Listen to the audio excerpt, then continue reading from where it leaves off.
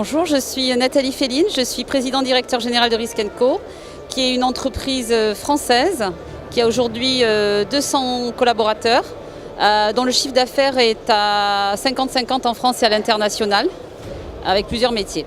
Dans le domaine du déminage, nous avons une filiale qui s'appelle Géomine, qui est basée à Toulon, en France, qui emploie une soixantaine de démineurs, qui sont des spécialistes en effet de la dépollution pyrotechnique et du démantèlement de munitions et de missiles. Donc elle intervient aujourd'hui en France, notamment sur les terrains militaires, d'entraînement militaire et sur les sites où ont été bombardés un certain nombre de munitions et de bombes de la Première et de la Deuxième Guerre mondiale. Ça, c'est la première partie d'activité. Et la deuxième partie d'activité est à l'international. On assiste les États et certaines entreprises, voire des missiliers, à démanteler leur stock de munitions. D'abord à évaluer le risque, le diagnostic sur les terrains, à évaluer leur stock de munitions. Ensuite, s'il faut, aller jusqu'à la destruction de ces stocks qui nécessitent de grandes contraintes sécuritaires et surtout d'envoyer des personnes très qualifiées. Et enfin, aux États, nous offrons de la formation et de l'assistance technique pour eux-mêmes prendre en main leurs propres équipements et leur gestion des stocks. Le marché africain est très important pour nous parce qu'il offre aujourd'hui une grande qualité de formation chez les opérateurs, notamment étatiques et en particulier en Côte d'Ivoire. Aujourd'hui, ce que l'on offre, c'est un vrai savoir-faire français, mais notre objectif n'est pas d'arriver et repartir en faisant un certain nombre de choses qui sont opérationnelles et en quittant le territoire. On a un vrai souhait de transmettre notre savoir-faire, parce qu'on fait également de la formation, de l'assistance technique. Et je le disais, les collaborateurs, les personnels, notamment militaires, de la police africaine, sont d'un tel niveau aujourd'hui qu'ils sont à même de prendre leur propre formation en route. Et c'est pour ça qu'on offre ce type de formation.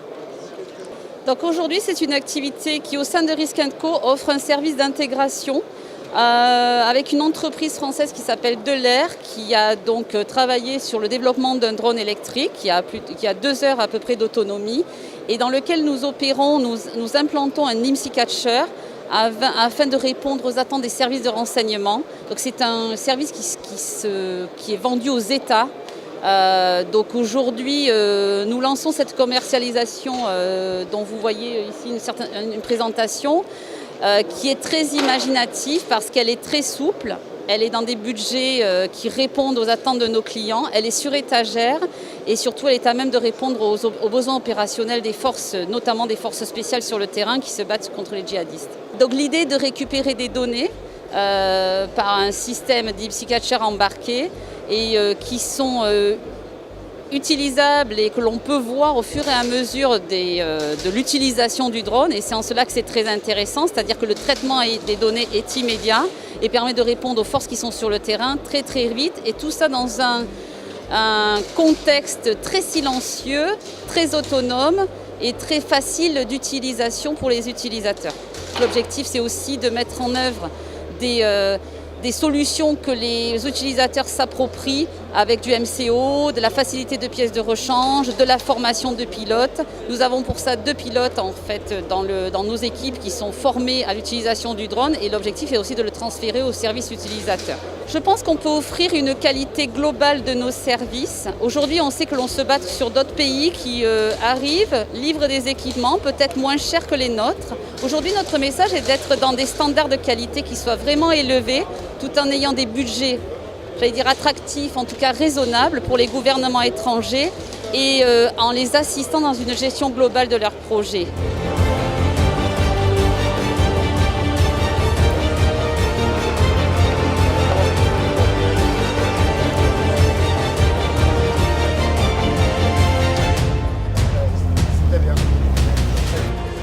Sébastien Charrier, bonjour. Je suis responsable des comptes clés sécurité défense au sein de la société Lucéor, une société française qui fabrique et conçoit des réseaux maillés haut débit en mobilité. Ça peut permettre effectivement de faire différentes actions, notamment pour la sécurité défense, de mettre en place des caméras dans la ville ou sur le terrain d'activité, sur les piétons en bodycam, éventuellement sur des objets connectés, drones, camions, véhicules, motos, et également avoir un réseau data et voix. Chaque équipement permet justement d'envoyer jusqu'à 200 mégabits. Vous avez effectivement, en tant que piéton, vous pouvez avoir un routeur sur vous qui va permettre en radio, sur un support le 5 Go 4, de transmettre ces informations-là en toute sécurisation, puisque les clés AES sont, on va dire, tournantes et actives en permanence. Donc ce réseau sécurisé nous a permis à plusieurs reprises de sécuriser de grands événements en France tant qu'à l'étranger, que ce soit l'Euro 2016 ou des activités un peu plus ludiques comme le Doudou en Belgique. En termes de sécurité, donc on vous assure que vous êtes propriétaire de votre réseau. C'est-à-dire que si vous n'avez pas de réseau opéré à proximité, vous le créez vous-même. Vous êtes propriétaire de vos datas, aucune data ne s'en va dans le cloud et vous maîtrisez complètement vos informations. Ça vous permet également d'avoir une sécurisation bien sûr interne, mais dans l'avenir pour revisualiser toutes les informations, que ce soit data, vidéo ou voix. Les réseaux utilisés aujourd'hui en réseau militaire, réseau maillé militaire, sont excessivement plus chers que nous. C'est-à-dire qu'il y a un ratio de 1 à 10 par rapport à des réseaux dits militaires. Nous sommes sur un réseau dit civil, c'est une fréquence qui est libre de droit et donc ne nécessite pas de licence particulière. Pour un pays africain, pouvoir s'équiper de ce réseau-là leur permet effectivement d'avoir un réseau quasi militaire à disposition.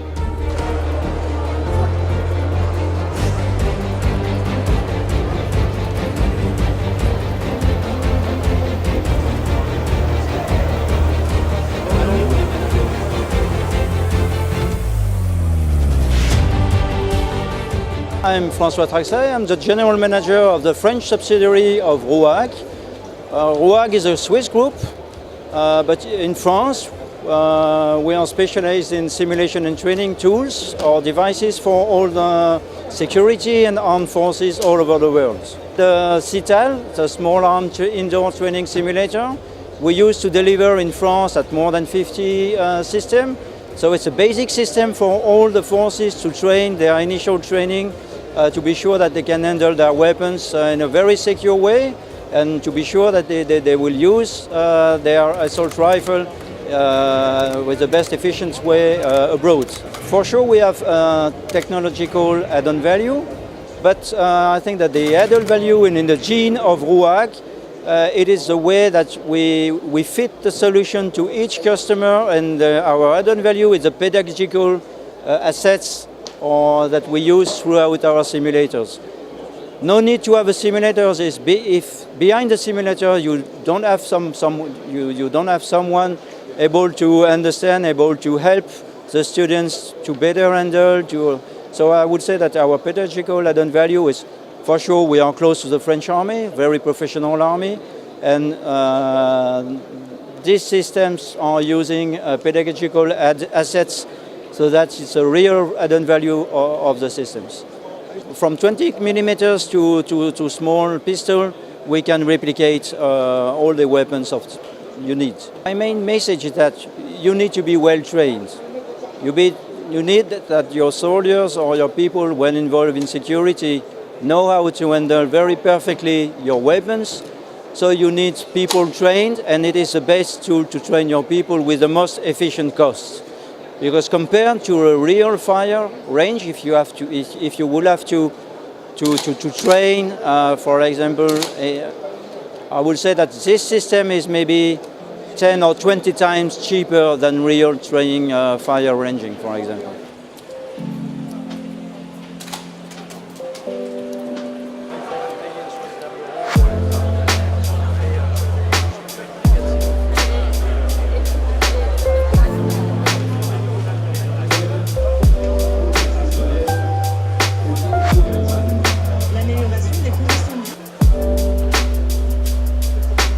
Alors, Shield Africa est né d'un parcours du combattant que nous avions eu en 2013, visite avec le ministre de la Sécurité de la Côte d'Ivoire, de plusieurs salons. Et nous nous sommes posé la question de savoir pourquoi on ne pouvait pas, plutôt qu'aller voir cette technologie, ces matériaux, ces équipements à l'étranger, faire venir les prestataires et les industriels en Afrique. C'est un pari que nous avons lancé en 2013. Alors aujourd'hui, nous avons eu 142 exposants pour cette édition 2019. Et je rappelle que nous sommes partis d'une première édition avec 35 exposants, ce qui veut dire qu'on a triplé le nombre d'exposants. Nous avons aujourd'hui des exposants qui viennent des 5 continents, des pays, je dirais, traditionnels, poids lourds de la défense et de la sécurité, mais également d'États comme la Bulgarie, le Kazakhstan, la Côte d'Ivoire, le Maroc, qui viennent exposer ici en Afrique. Alors, je suis satisfait. Je suis satisfait parce que la croissance est maintenue, le salon progresse, l'organisation est rodée. Aujourd'hui, il nous faut être plus, je dirais, plus performant en ce qui concerne l'accompagnement des délégations officielles, la préparation préalable, et c'est ce que nous allons faire, nous allons nous atteler. Mais je suis globalement satisfait de ce qui s'est passé durant ces 3 derniers jours. On est déjà tout prêt à lancer la prochaine édition et les inscriptions ont déjà commencé d'ailleurs pour les stands. Alors c'est du 25 au 28 janvier 2021, Shield Africa à Abidjan, République de Côte d'Ivoire. Et on vous attend nombreux et cette fois-ci une meilleure couverture média comme vous l'avez souligné.